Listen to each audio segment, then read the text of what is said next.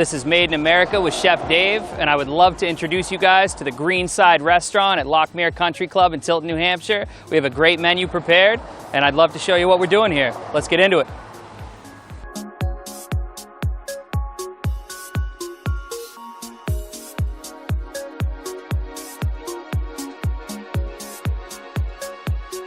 All right, folks, the first dish that we're going to make today is a play on scallops and bacon. So we're going to do a pan-seared dayboat scallop. That's going to have a little bit of honey bourbon bacon jam, some chipotle baby carrots, and some crispy shallots. All right, let's get into this. So first thing we're going to do, we're going to render out the bacon. We have some applewood smoked bacon here. We're going to throw it in our pan. There's a little bit of fat on this bacon as well. It is par cooked. We par cooked it earlier this morning, but we left a little bit of fat on there because that is going to add some flavor. As everybody knows, fat is flavor.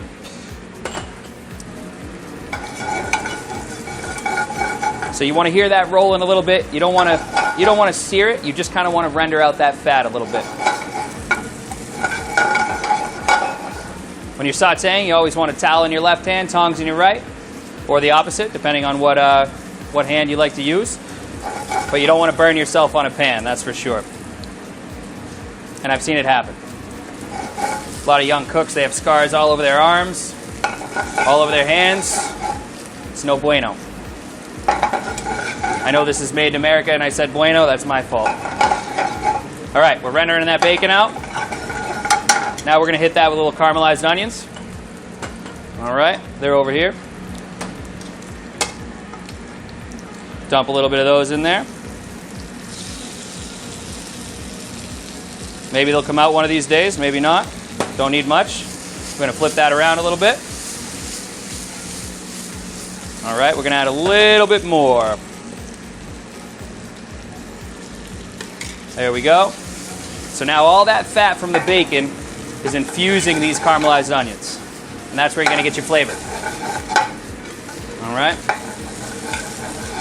We're almost at the fun part. All right, so we are going to add some bourbon. Yep, that's bourbon. That smells good. All right, we're going to pull it off the flame, and we're going to do what's called the deglaze. Now, this might light on fire. Don't worry, that's called the flambe. All right. All we're doing here is we're cooking the alcohol out, and what's going to be left over is the flavor from the bourbon. All right. All right, beautiful.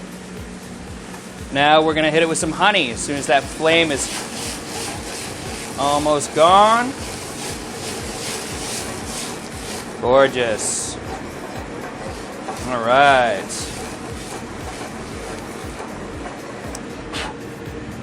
Little bit of honey going in.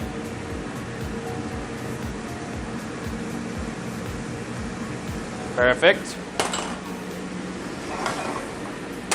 We're going to give it a stir. Once upon a time I had a rubber spatula. Found it. Go here, we're going to cook that down a bit. All right, that's coming together nicely. Medium to high heat. Now we have a little bit of balsamic vinegar, okay? Just going to add a little bit of acid. Not much, a couple tablespoons, you're good to go. I'm going to do a little bit of parsley as well, just for a little greenery, change the scenery. You know what I'm saying? All right. Cooking that down, cooking that down. It's looking good. We're going to use a thickening method that is called a slurry. Two main ways to thicken sauces and jams and soups and whatever else is a roux, which is butter and flour, and then you have a slurry, which is cornstarch and water. Pretty simple. We're going to turn that on low heat. Just let it simmer, let all those flavors come together.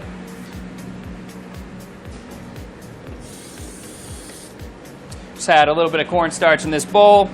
I'm going to whisk in a little bit of water, okay?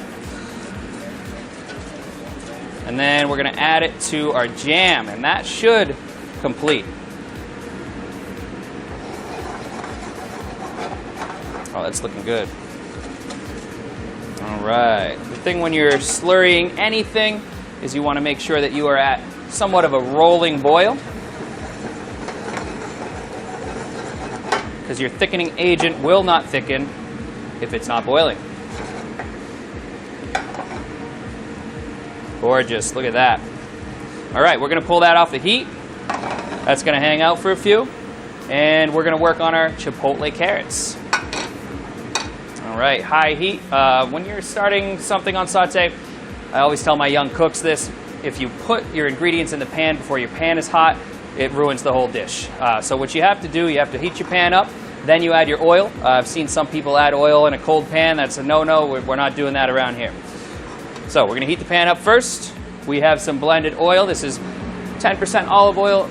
I would say it's 90% canola oil. The reason for that is because olive oil, it burns. You know, if you cook it at a high heat, it burns. It has a very low smoke point.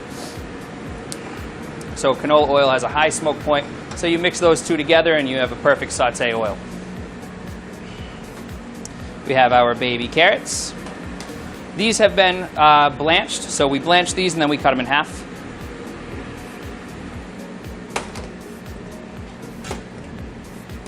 When you are cooking a vegetable, there is a specific process that you always want to follow. Hot pan, then you add your oil. There we go. See, we put the oil in and it starts moving around on its own. That's how you know the pan was hot enough. Also, you want to listen. You want to hear the sear.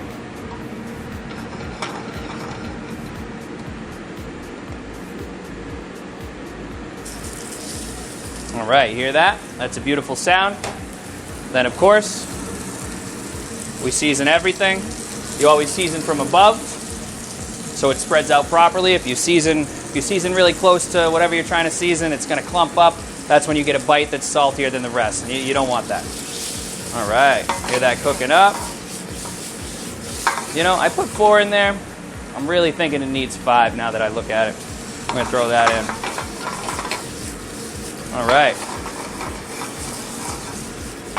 So, specific process when you're cooking a vegetable. Hot pan, add your oil, throw your vegetable in. Then we're going to do a deglaze with some vegetable stock. Now, this vegetable stock is realistically, it's just all the vegetable scraps that we have when we're doing prep. We put them all in a pot, we fill it with cold water, and then we add ice on top of that, and then we turn it on. The colder the water is when you start your stock, the better you're going to infuse those flavors as you cook your stock down. Now, we cook that for about 6 hours, and then we strain it off, and you end up with this beautiful vegetable broth that you can use while you're cooking your vegetables. We use it in our risottos. We use it in a lot of different things. So we're going to deglaze one more time, right? And then we have this chipotle seasoning that we make in-house where we dry out a bunch of chipotle peppers, blend them up. We mix it with some garlic, some onions, some salt and pepper. Okay, we're going to season that up. Then the very end, we are going to mount with butter. So we have cold butter here. We're going to throw that in. Butter is your friend. All right, we're going to do a little bit of fresh herbage in there. Gorgeous.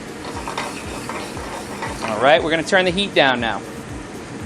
We're going to let that butter just come together, and it almost creates a sauce around the carrot. Essentially, when you do your process properly and you follow these steps, your carrots will come out gorgeous.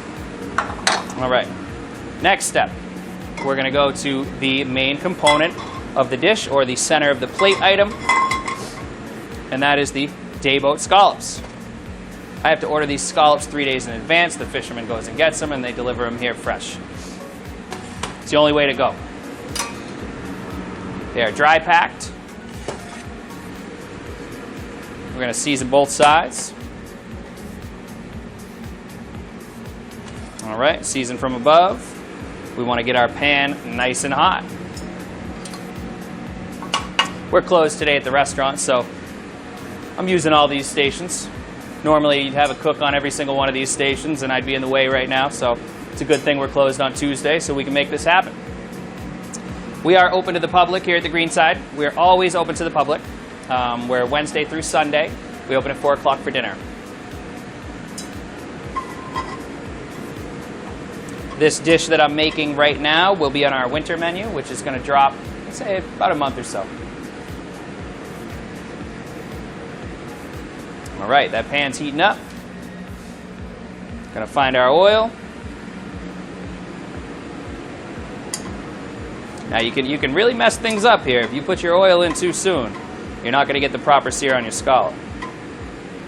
So we're gonna wait, we're gonna hang out.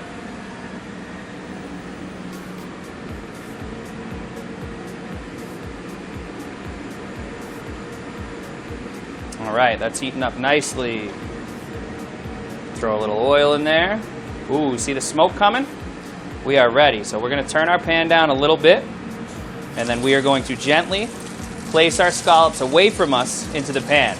Reason being, if you try and put a scallop down like that, you're going to burn your thumb. It's not going to be a great time. All right, we are searing up nicely. Medium heat.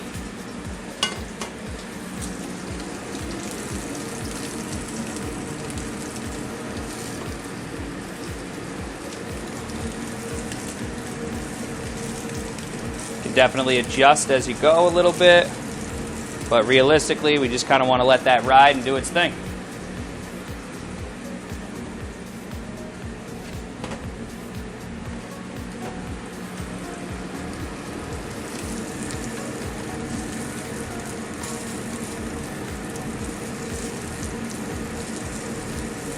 Gorgeous. When you cook a scallop, you want to cook it around medium rare. Fresh scallops like these, you can actually eat them raw. You could pick one of these up and eat it raw right now. Wouldn't hurt you, it'd be delicious. We sometimes run a scallop crudo, which is a form of a raw scallop dish. All right. We're almost ready to roll here. We're gonna go ahead and flip them. I'm gonna pull off the heat just for a second while we flip. Then we're gonna return.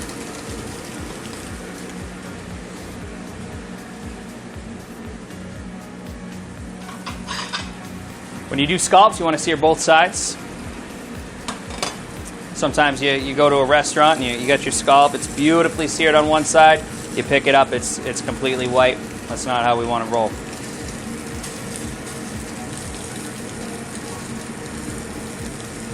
All right, catching the nice sear. We're also going to we're going to dump this oil out that we're searing with, and then we're going to do a technique that we like to call rissoler, which is essentially we're going to baste it with some butter and some fresh parsley. So we'll pull them off rare, and then we will baste them until they're medium rare, and then they'll be ready to rock. So we're going to pull them out. Nice sear on both sides there. We're going to get rid of this. We're going to get rid of this oil. Okay.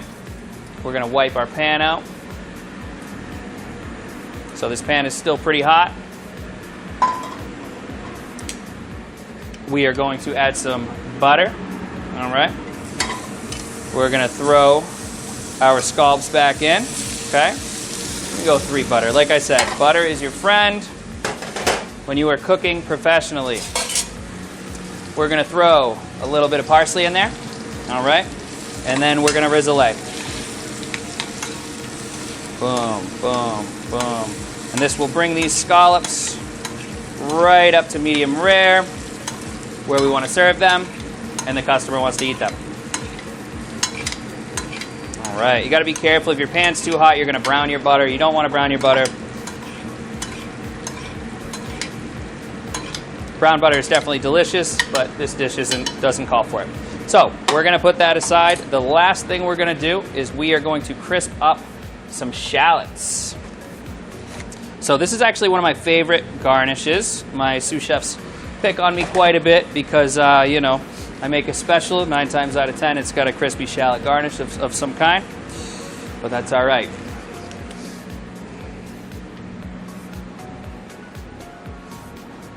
Like I said, we're using the whole line today.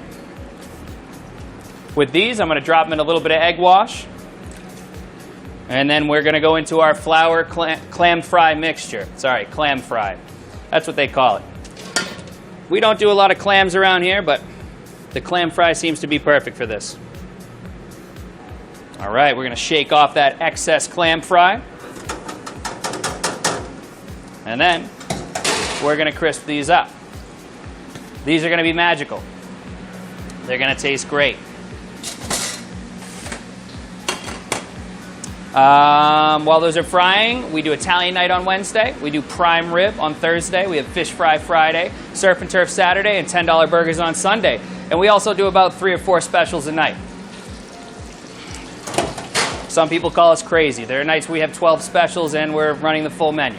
But that's just how we do business. We have a lot of talented young chefs who work here that are on the come up and doing great things, and we have a great staff. And we're not lazy. We'll never be lazy.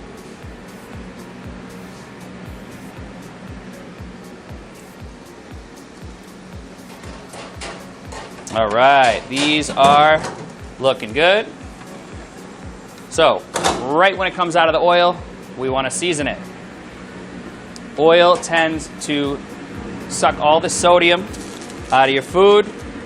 And with this, we want a nice salty, crispy garnish. All right, so we have our components. We have our pan-seared scallops. We have our honey bourbon bacon jam. We have our chipotle seasoned carrots that we cooked properly. And then we have our crispy shallots here. So we are going to do a little bit of plating. This is the fun part. All right, so we should probably set up right here. This looks like a good spot. And then first things first. All right, so plating. This is one of my favorite things. This is where the arts and culinary arts really comes in. So this is when you can get kind of fancy. You can showcase what you're doing, what you like to do. And you can really impress people. You know, a customer sits down in your restaurant and they get a plate that is beautifully presented to them and perfectly cooked. They're going to be very excited about this kind of situation. All right, so we're going to do a little bit of honey bourbon bacon jam that we made that is delicious under each scallop. All right, so we're going to throw that bacon jam on the plate. We're going to make 4 dollops because we have 4 scallops. Leave a little bit of space in between because we're going to make some magic with those carrots. All right. Bada bing, bada boom. All right, so chipotle baby carrots. Let's go ahead and decorate the plate with these, okay? We're gonna kind of go in between the honey bourbon bacon jam. Ooh, that's looking good. That's looking good. I don't even think we need these other 2 carrots. We're gonna eat those later. All right, we're gonna wipe these off a little bit. Then we're gonna come in with our perfectly seared scallops that we basted in butter, because why not? Gorgeous. All right, then my favorite garnish, the crispy shallots. We can use tweezers for this because we're fancy, but you don't have to. Oh, look at that. All right, all right. Tweezers are a bit hard for me because I got fat fingers, sausage fingers. That's what they call those. But that's all right, we'll get it done. I swear to God, if I get a nickname, Sausage Fingers, after this show, I'm never doing another one. I swear to God. All right, so now we're going to roll with some curled scallions. So these are just green onions. I split them, I cut them on a hard bias, and then I shocked them in ice water. And what happens is the ice water does something to this scallion where it just comes together and ends up twisting. So we're just going to kind of tweeze these on as well. Oh, don't fall, don't fall. But these aren't this isn't something you really need to stack on top. This is just something to kind of decorate the plate and give it a little bit of greenery. Because greenery is always good to have on an appetizer or an entree. Ooh, look at that. I could kind of decorate plates forever, though. I'm not going to lie to you. It's kind of my thing. Okay, excellent. So, here we have our appetizer. A pan-seared day-boat scallop with a honey whiskey bourbon. Oh, I said whiskey instead of bourbon. So bourbon is American, so it's a honey bourbon bacon jam. Okay, then a chipotle carrot. And then we have the crispy shallots and the curled scallion garnish. And there we go. That's what we're doing. Thanks, guys.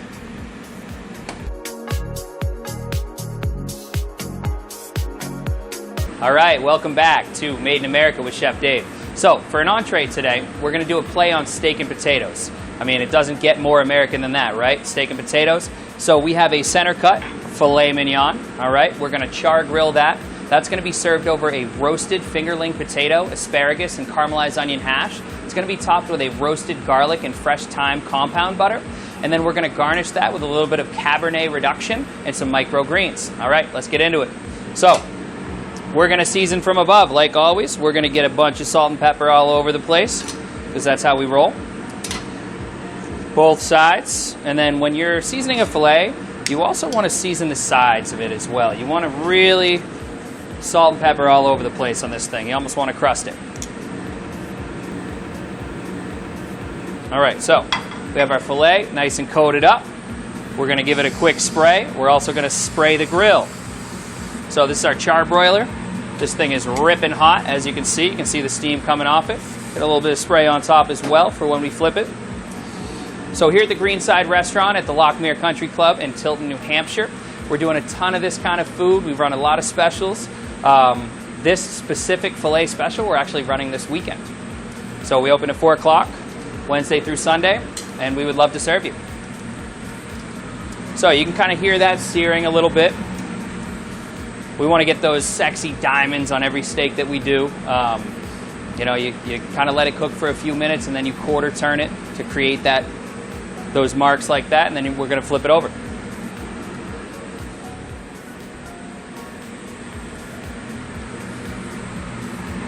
Show you guys what we got going on. See? Those diamonds coming in. Give it a quick turn.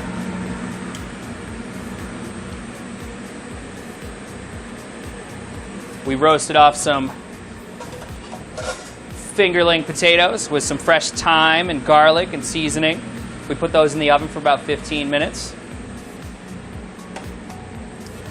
We got some chopped asparagus here, fresh. We're going to cook that from raw. Got our caramelized onions. We used these same onions in the honey bourbon bacon jam earlier. They are delicious. Our caramelized onions, I'd say it's about an hour and a half process. We sear them off, and then we go slow and low for about an hour and a half. And it really kind of caramelizes the onions and gets the sugar out of them, and it's really good. I said sugar out of them. What I meant was it brings the sugar out of them. You know, we're not cooking the sugar out. We're bringing the sugar out of the onion, so you get that sweetness when you eat it. All right, so we have our diamonds. We're going to go ahead and flip that over. So that's going to take a few minutes to cook. So we'll be right back, and I'll show you guys how we're going to make the hash, and we'll go from there. All right, so our filet is just about a perfect medium rare right now. We're going to pull it off the grill and let it rest. The reason why we rest our steaks is because we want to seal those juices right in. If you cook a steak to medium rare, you pull it off, you cut right into it, all the juices are going to flow right out, and you're going to have a dry steak. So we do a minimum of 3 minutes on our rest when we cook steaks. That's the way to do it. And honestly, we can get into the sides now. So here's the fun part. We're going to get our pan ripping hot. We already went over this. You guys should know at this point, when you cook a vegetable, you get your pan going. Then you add your oil. If the audience was here right now, I would let them answer these questions, believe you me. All right, we got that going. We have our chopped asparagus. We're going to use our blended oil again. We have some freshly chopped garlic. Some herbage. Our fingerling potatoes. Caramelized onions. All right, let's get into this. A little bit of oil. Gonna throw our asparagus in. Ooh, you hear that? That sounds good. Sounds good. All right, that's searing up. We season everything. Salt and pepper. It's about 75% salt, 25% black pepper.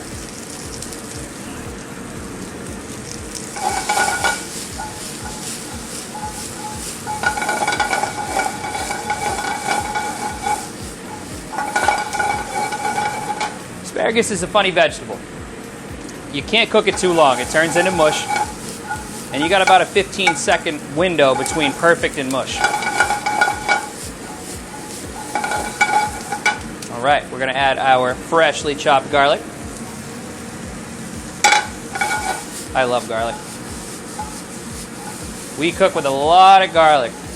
I would say we use 20 pounds of garlic a week here at the restaurant.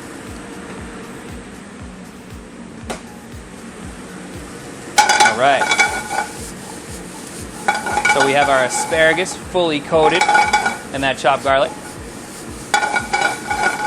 And we're going to deglaze. You guys remember this? The old vegetable stock. Go one more.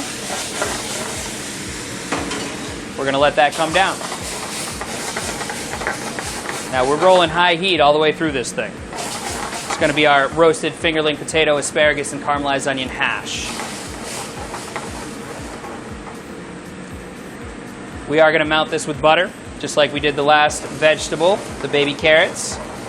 But you want to wait until your stock is pretty much reduced before you add your butter, so you don't end up with a soupy consistency. So we're going to let it roll. Our filet is resting nicely over here. Looking gorgeous.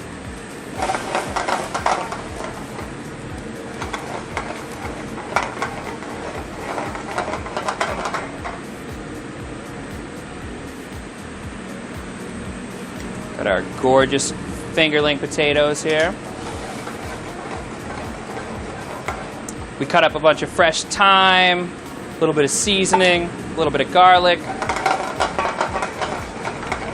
All right, look at that. So our stock has reduced. Now, we're going to mount with butter. And we're going to let that butter turn this into a nice, thick sauce. All right, just about time for the caramelized onions. I find myself doing stuff like this a lot, right? You're cooking on a line, you really don't have enough hands. If I had 2 more hands, it would be perfect, but I got to do stuff like this just to make sure, you know? Make sure I'm not dropping everything, putting things down where they shouldn't be. Do a little bit more on those caramelized onions. We'll stir that around, give it a quick toss. Ooh, look at that butter. That's good stuff. All right, now it's time for our roasted fingerlings. The pilot light was on this burner, and I picked this up without the towel earlier. It's a little rough. My thumb's doing a little rough right now, but that's all right. I'll be all right. All right, we're going to toss that around. We're going to make a little bit extra because we want to eat that. Set that aside with the carrots and the jam. All right, now we're going to turn this down. We're going to let those potatoes heat up.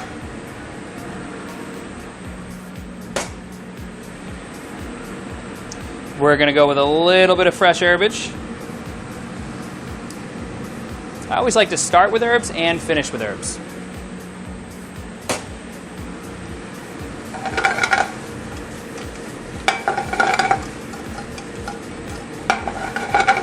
All right, that's looking good. So now, it's my favorite time again. We're going to plate the entree.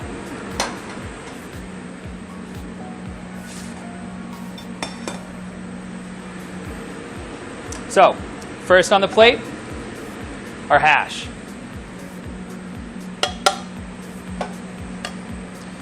We're going to go dead center, right in the middle of the plate. And we're going to build from there. Oh, this is looking good. Salty, savory, the sweetness from the onions. Unbelievable. All right, we kind of want to decorate the plate with the green. Kind of plate the asparagus, or place the asparagus gently around it. All right, maybe a couple more potatoes in the middle here. Excellent. So that gives us a great platform. we are going to wipe these off, get a new towel, and we're going to get our perfectly medium rare rested filet mignon. We're going to stick that right in the middle. Oh, that's looking good. And then we're going to come over here to our roasted garlic and fresh thyme compound butter. Going to place that right on top of the filet. And then it's time for some magic.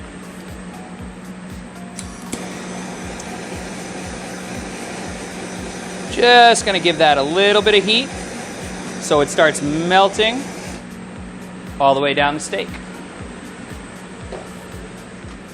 All right, so the last thing we're going to do to this plate is we're going to hit it with a little bit of garnish, okay?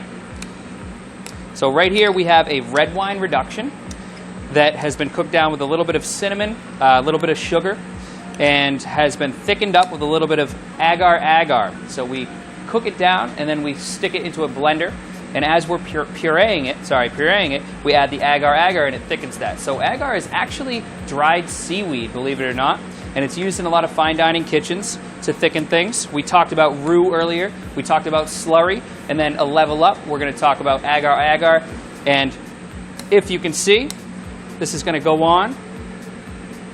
And we're just going to decorate the plate a little bit on each side. Drag it a little bit there. And then the finishing garnish, we're going to get my favorite tweezers out. And we're going to hit this with a little bit of rainbow microgreens from a local farm in the area. And that's going to go right on top of that beautiful roasted garlic and thyme compound butter. All right. We went high and tight with this one. It does look gorgeous. Oh, that's stuck to my hand.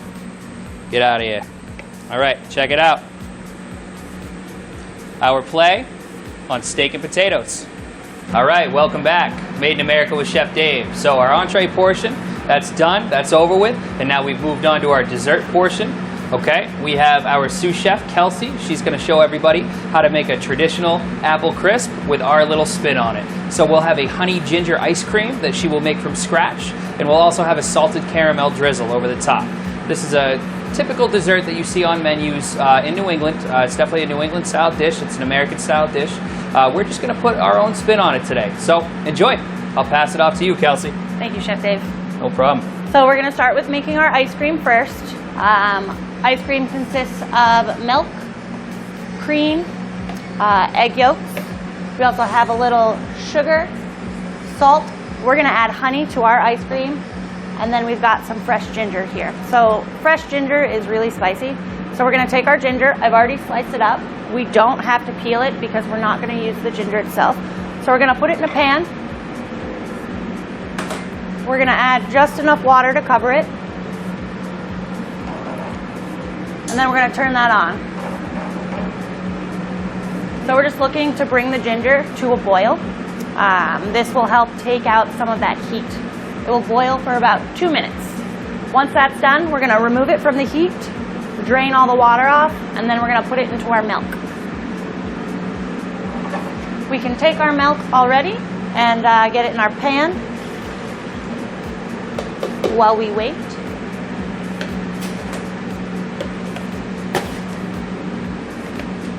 We also will be taking a bowl and getting our egg yolks.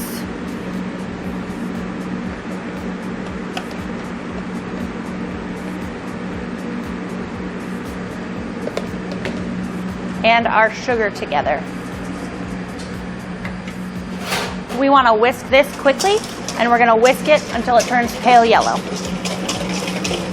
They call this cooking the eggs. We're not actually cooking them though, but the sugar and the eggs together do some magic.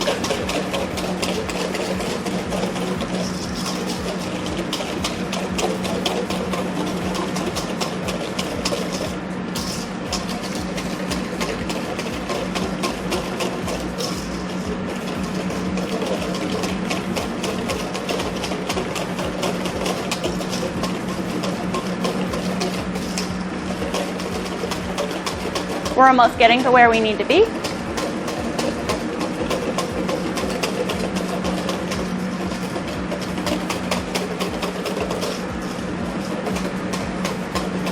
Now that our ginger is boiling, we're going to let it boil for 2 minutes.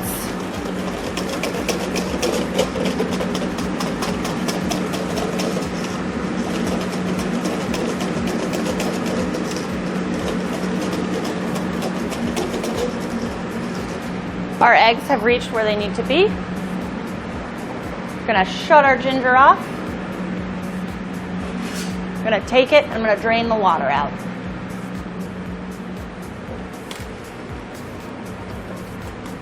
We'll take our ginger, it's less spicy, add it to our milk. If the burner wants to light.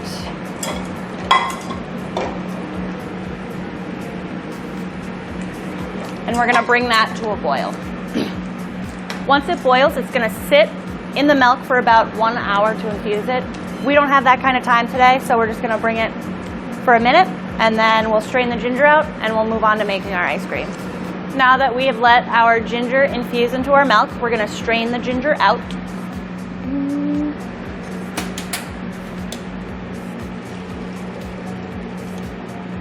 One thing about me is I always make a mess in the kitchen. We have our milk. It's still hot. We're going to add it to our eggs. This is called tempering, so we're going to slowly add the hot milk to the cold eggs and start to bring it up to temperature. If you do it too fast, your eggs will cook and you'll have scrambled eggs, and we do not want that.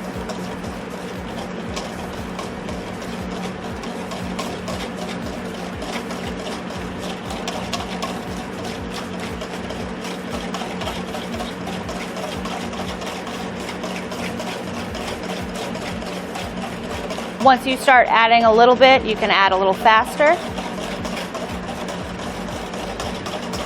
And you want to keep whisking.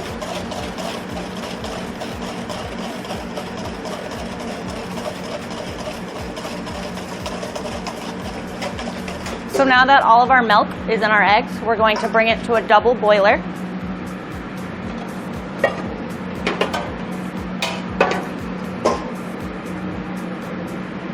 And slowly start to cook this custard mix. Once it starts to cook, it'll happen fast, so you can't really step away. And if you keep whisking, it'll keep it from creating scrambled eggs on the bottom.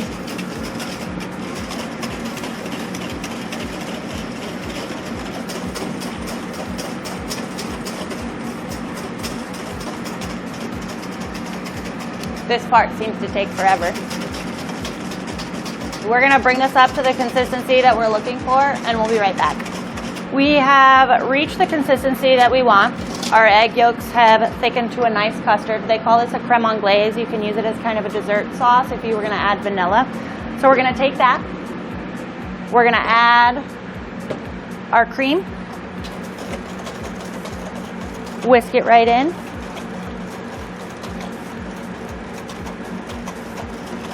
And then we're going to add our honey. So this base has the ginger that's been infused into the milk without the chunks, so it'll be a nice smooth ice cream. Whisk that in. You can see the color start to change with the honey. And then we're going to take this mixture and we're going to strain it onto an ice bath.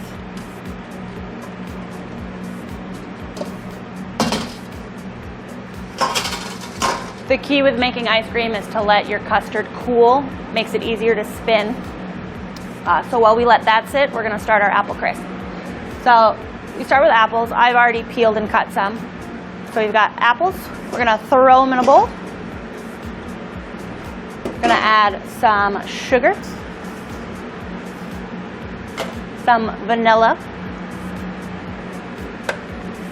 and a little bit of cinnamon. And we're just going to toss it. Really coat those apples. You can see that the sugar has started to break down a little. The apple moisture is starting to break that. And then we're going to make our topping. So we have another bowl. We have oats, flour, brown sugar, a little more cinnamon, and butter. So you can do it multiple ways. You can do it by a mixer, you can use your hand, you can use melted butter. I find it easier to just use room temperature butter to really work it in there. I'm using gloves because I hate my hands being buttery. So we're just gonna mix it all together, try and break up the butter. This is gonna give us a crumbly texture. You're gonna work it almost like you're making biscuits.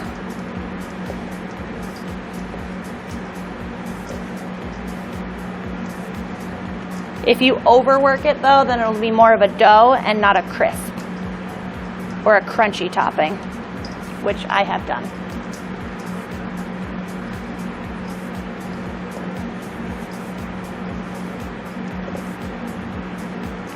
Once that starts to come together, we can take our dish that we're going to put our apples in.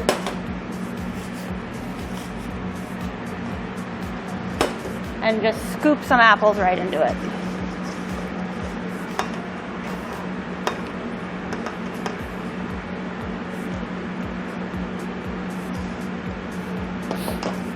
That sugar is going to cook down and create a nice sauce.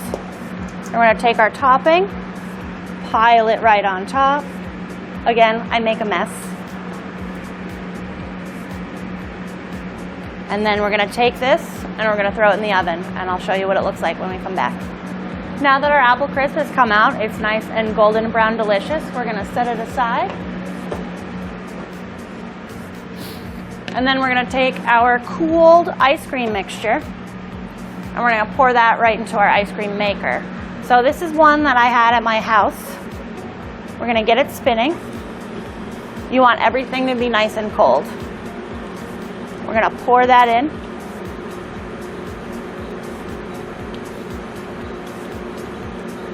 And as it spins, it's going to cool the mixture down and start to add air. The adding of the air is what makes ice cream creamy and fluffy.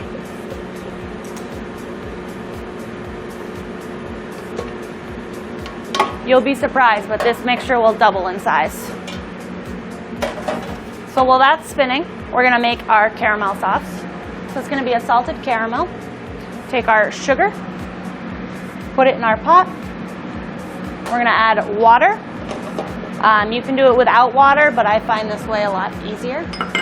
And then a little lemon juice. This helps the sugar from burning. We're going to get our sugar all the way coated with the water. You can use your finger to remove any clumps, saturate it. This will keep it from burning. So once we have that, we're going to turn on our heat and let the sugar come up. We're also going to take heavy cream,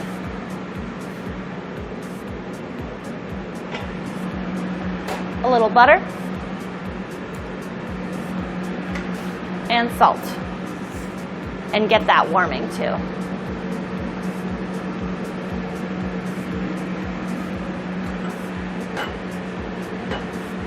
Now that our ice cream has spun a little, we're going to turn the speed up and really get that going. And while that mixes and we're making our caramel, we'll be back. So now that our sugar has reached a nice golden color, we're going to let it come a little bit more. It'll happen very quick. If you overdo it, your caramel will be burnt and it'll taste super bitter. You can already see it's starting to change the color. We're going to shut that off. We've got our hot cream, butter, and salt. We have to be very careful with this because we're going to add liquid into hot sugar and it is going to bubble. So very slowly.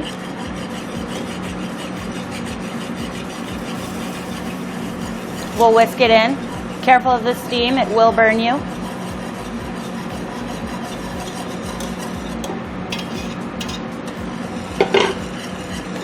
And then keep whisking until it stops bubbling.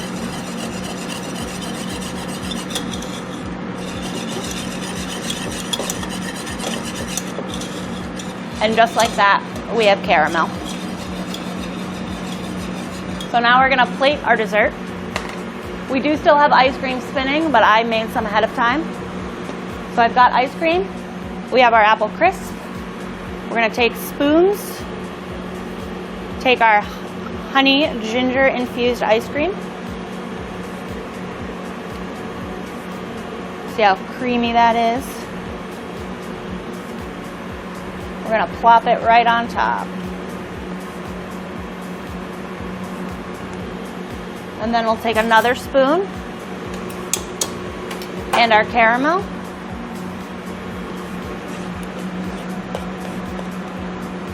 And just drizzle.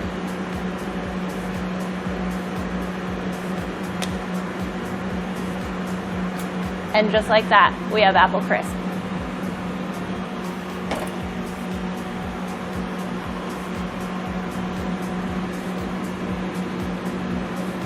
Thanks for tuning in to Made in America with Chef Dave, where we did our play on scallops and bacon, our play on steak and potatoes, and Kelsey made a wonderful apple crisp with our twist on it.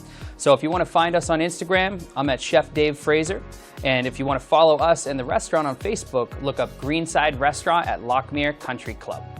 So next time, we'll be making a double bone-in pork chop with apple pear chutney. So make sure to tune in and check us out. I'll see you guys next time. Take care.